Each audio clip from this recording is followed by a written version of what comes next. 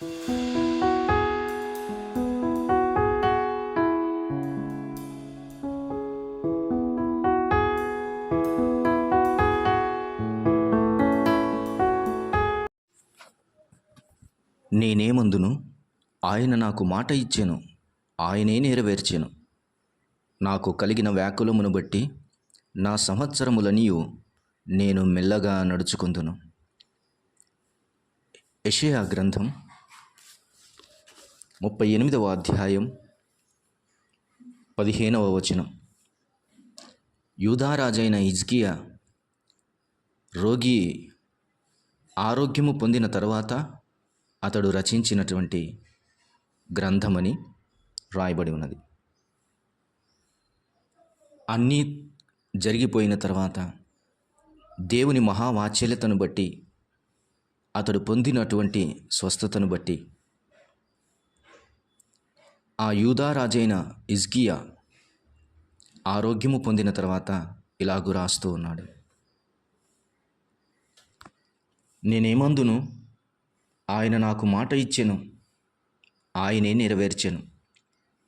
నాకు కలిగిన వ్యాకులమును బట్టి నా సంవత్సరములనియు నేను మెల్లగా నడుచుకొందును. దేవుని సన్నిధిలో మెల్లగా నెమ్మదిగా నడుచుకోవటం ఎంత మంచిది. కొన్నిసార్లు ఆరాటం, ఆవేశం వీటి మధ్యలో నీ జీవితాన్ని వ్యర్థపరుచుకుంటున్నావు. ఆవేశంలో ఏదో చేయాలనుకుంటున్నావు, కానీ ఏమీ చేయలేకపోతున్నావు. మెల్లగా నడువుము, మెల్లగా నడువు. గాయపడి బాగుపడిన గొర్రెపిల్ల వలె యెషయా కనబడుతున్నాడు. మెల్లగా నడవటం నేర్చుకుంటున్నాడు. మెల్లగా నడవటం అన్నది ఆయన సన్నిధిలో నెమ్మది పొందటమే. నెమ్మది లేక చాలా కుటుంబాలలో, వ్యక్తిగత జీవితాలలో ఆందోళనలు కనబడుతూ ఉన్నాయి. భయంకరమైన జీవిత ప్రళయాలు కనబడుతున్నాయి. జీవన నావ అల్లాడిపోతుంది. లోకము, శోధనలు, అవసరతలు భయంకరమైనటువంటి రీతిగా సముద్రం వలె ఉప్పొంగుతూ ఉన్నాయి. అలాంటి పరిస్థితులలో దేవుని మీద ఆధారపడటం మానవుని యొక్క కనీస కర్తవ్యం.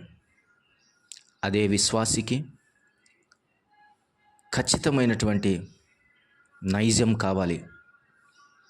దేవుణ్ణి ఆనుకొని బ్రతకటం, మెల్లగా నడవటం, గాయపడిన వాటిని ఆయన పాలిచ్చు వాటిని మెల్లగా నడిపించును.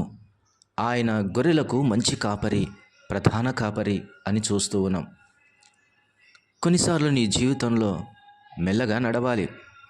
ఎందుకంటే ఈ శరీరం దేవుడు మనల్ని మరమనిషిలాగా చేయలేదు. దేవుడు మట్టి శరీరంతోనే మనల్ని కప్పాడు. గనుక జాగ్రత్తగా నడవటం నేర్చుకోవాలి. దేవుడు తన పనిని ఖచ్చితంగా జరిగించుకుంటాడు. అయితే నీవు మెల్లగా నడవవలసిన సమయాల్లో మెల్లగా నడవాలి. ఇలాగంటాను, నెమ్మది అనేది మనకు చాలా అవసరమైనప్పుడు దేవుడు మెల్లగా నడిపిస్తాడు. అప్పుడు నెమ్మది పొందాల్సిన అవసరత ఉంది.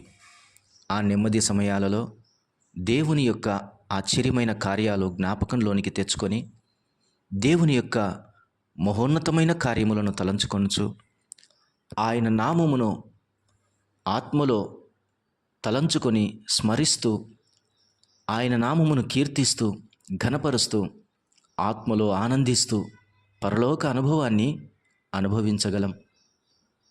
అందుకని నెమ్మది మన జీవితాలలో చాలా అవసరం. నిమ్మలంగా బ్రతకటం, నెమ్మదిగా ఉండటం నేర్చుకోవాలి. అనేక దేశాల గుండా వారు వెళ్ళినప్పుడు మీకు ఆ దేశంలో నెమ్మది ఉండదు అని చెప్పుకుంటూ వచ్చాడు ప్రభు. మీరు ఇది చేసిన యెడల మీకు నెమ్మది కలుగును అన్నాడు. దేవా, నీ వాక్యము నన్ను ఆదరించెను, బాధలలో అది నాకు నెమ్మది కలుగ చేసెనని కీర్తనకారుడు అంటున్నాడు. నెమ్మది కలిగి బ్రతకటం అనేది చాలా అవసరమైనటువంటి సంగతి. ఎందుకంటే ఈ దినములన్నీ కూడా యుద్ధ దినముల వలనే కనబడుతూ ఉన్నాయి. అయినను వీటి యందు నెమ్మది పొందటానికి దేవుడు కొన్నిసార్లు మన జీవితాలకు అనుగ్రహిస్తూ ఉంటాడు. అందుకనే ప్రసంగి ఇలా అంటున్నాడు, శ్రమయును గాలికైన యత్నములను 2 చేతుల నిండా ఉండుట కంటే ఒక చేతి నిండా నెమ్మది కలిగి ఉండుట మేలు అంటున్నాడు. శ్రమయును గాలికైన యత్నములను 2 చేతుల నిండా ఉండుట కంటే ఒక చేతి నిండా నెమ్మది కలిగి ఉండుట మేలు. 2 చేతుల నిండా చాలామంది శ్రమలు, గాలికైన యత్నాలు కలిగి ఉన్నారు, గాలికైన ప్రయాసలు కలిగి ఉన్నారు. అది సాధిద్దాం, ఇది సాధిద్దాం, అంత సంపాదిద్దాం, ఇంత సంపాదిద్దాం, ఇలా చేద్దాం, అలా చేద్దాం, దాని కొరకు దీని కొరకు, పాపులారిటీ కోసం, ప్రాపర్టీ కోసం ఎన్నో యత్నములు. అవన్నీ కూడా గాలికై 2 చేతుల నిండా ఉన్నాయి. ఇతరులకు చూడటానికి అమ్మో 2 చేతులు నిండాయి అన్నట్లు కనబడుతుంది. ఇంతకు వారి చేతులు దేనితో నింపబడ్డాయి? గాలికైన యత్నముల చేత నింపబడ్డాయి, శ్రమ చేత నింపబడి ఉంది అని గ్రహించాలి. దానికంటే ఒక చేతి నిండా నెమ్మది కలిగి జీవించటం మనిషికి చాలు. నీ ఒంటి మీద ఉన్న బట్ట, నీ కడుపుకు కావలసిన ఆహారం, నీ కంటికి నిద్ర ఉంటే చాలు. దేవుడు నీకు తోడై ఉంటే వీటితో బ్రతికేసేయచ్చు.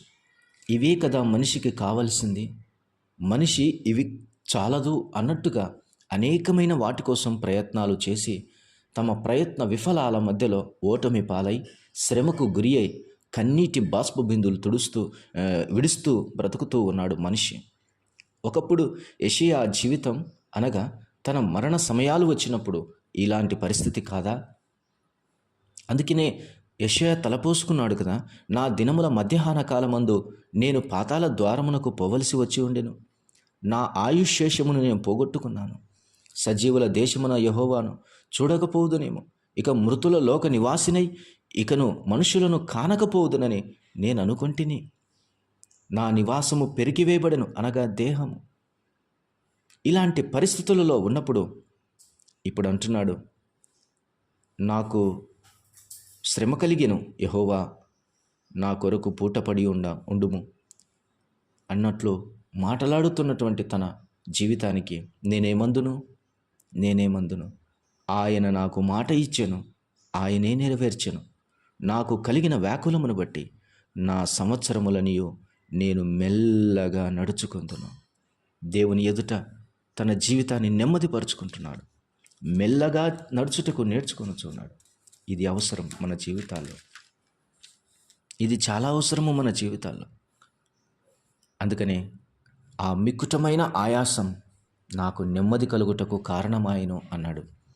ఏదో ఒక ఆయాసం చేత దేవుడు మొత్తితే కానీ నీవు నెమ్మది కోరుకోవు కదా అన్నట్లుగా నెమ్మదిని మన జీవితాల్లో కోరుకొని మెల్లగా జీవితాన్ని నడిపించుకోవాలి.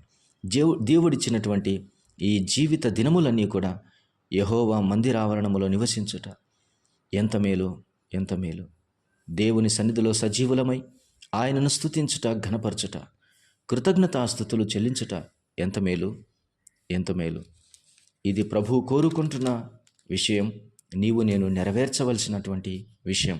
తంతి వాయిద్యములతోనూ, స్వరమండలముతోనూ, గంభీర ధ్వనిగల సితారతోనూ ప్రభువును స్తుతించుట మంచిది. ఉదయం లేచినది మొదలుకొని నీ ప్రభువును గంభీరంగా ఘనపరచుట అది నీ వంతు కావాలి. సితారా లెమ్ము అని కీర్తనాకారుడు తన యొక్క ఇన్స్ట్రుమెంట్స్తో మాట్లాడుతూ ఉన్నాడు. లెమ్ము, ప్రభువును స్తుతించాలి. స్వరమండలమా లెమ్ము, ప్రభువును కొనియాడాలి అని అంటున్నాడు.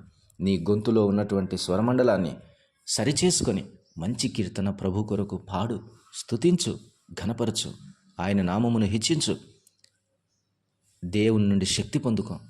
అప్పుడు నెమ్మదిగా సాగి వెళ్ళగలం.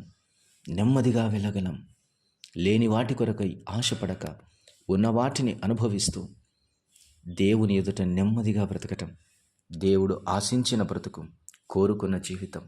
అలాంటి జీవితాన్ని జీవిస్తూ ముందుకు సాగిపోవాలని ఈ యాత్రలో కీర్తనలు పాడుతూ, ఈ బసలో కీర్తనను జ్ఞాపకం చేసుకొనొచ్చు. ఈ జీవిత యాత్రలో, ఈ యాత్రిక ప్రయాణంలో పారే సెలయేరుల దగ్గర సేద తీరుతూ, దేవుడిచ్చిన మంచి నీడలో ఆదరణ పొందుతూ సాగి వెళ్ళటమే. ఇంతకంటే నీకింకేముంది ఓ విశ్వాసి? ఇంతకంటే మించిన భాగ్యం ఎవరికుంది?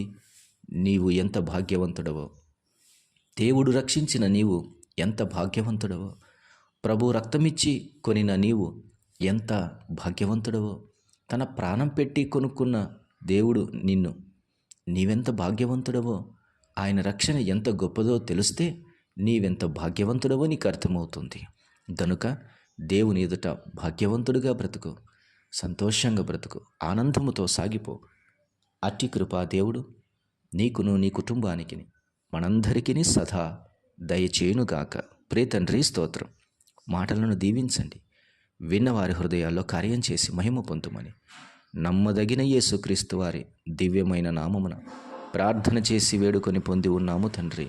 ఆమేన్, ఆమేన్.